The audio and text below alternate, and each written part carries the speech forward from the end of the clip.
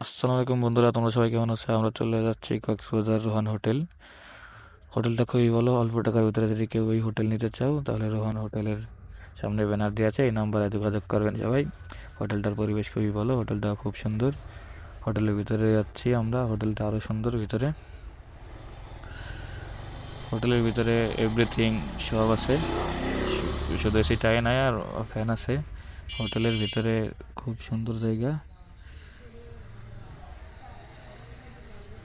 এটা হচ্ছে আমাদের রুম, এই রুমে আমরা থাকি।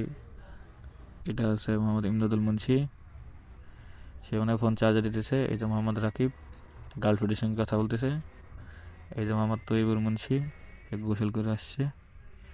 আরও আমার দুইটা লোক আছে, এটা মোহাম্মদ সৌরভ মোল্লা,